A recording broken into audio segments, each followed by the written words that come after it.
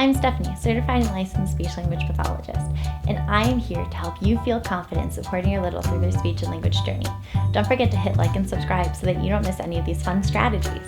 Let's talk about the art of sabotage as it pertains to language and speech development.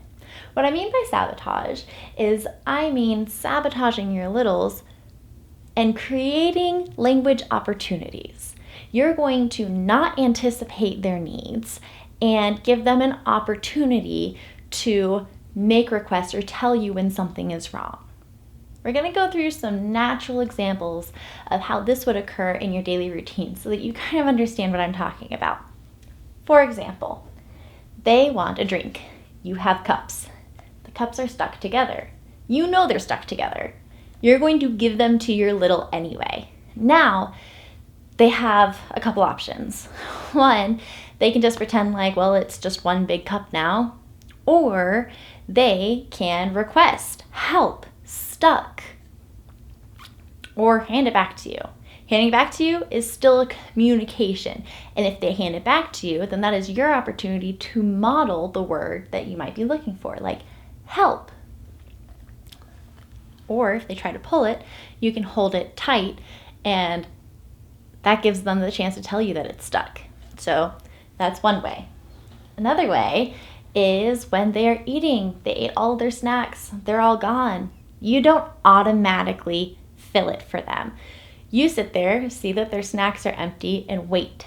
They're going to typically communicate with you in some way. But by you not anticipating their needs, by sabotaging them, it gives them a language opportunity. In some way, they're going to look at you maybe, they're going to throw it.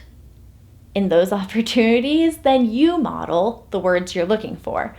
More, bites, snack, Cheerios, whatever word you're looking for there that you want to model, that's your opportunity to model it.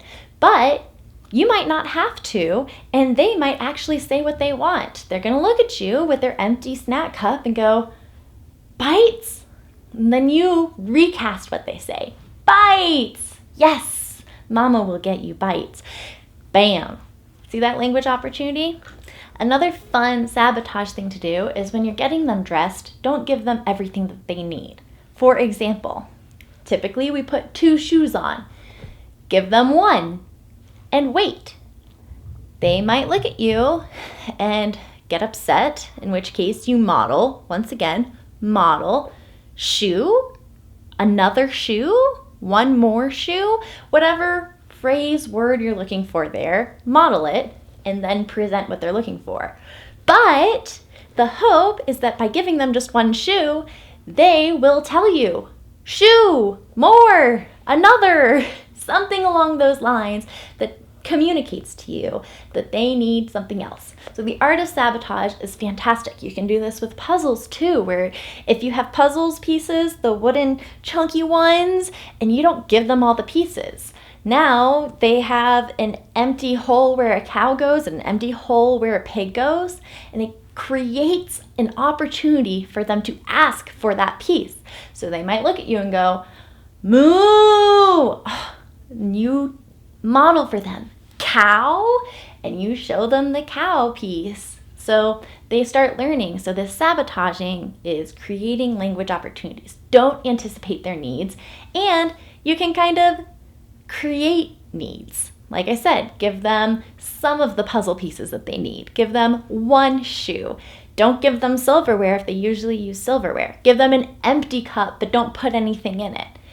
Create language opportunities by sabotaging our littles, and they will have that chance to ask, request, state whatever's going on. And if not, it creates an opportunity for you to model what you're looking for. I hope that helps. Don't forget to hit like and subscribe so you catch more of these strategies. I'll talk to you later.